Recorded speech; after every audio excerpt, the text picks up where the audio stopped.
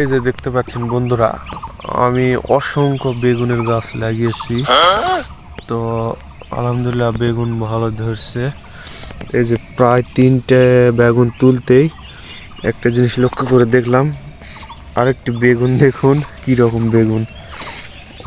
এই যে দেখতে পাচ্ছেন, এই যে দেখুন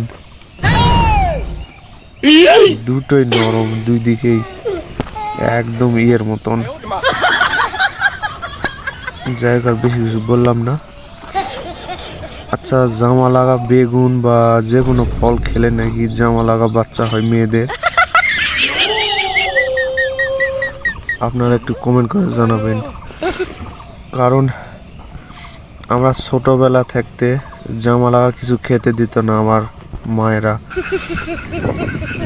এই যেমন কলা কিংবা বেগুন যেটাই হোক খেতে দিত না।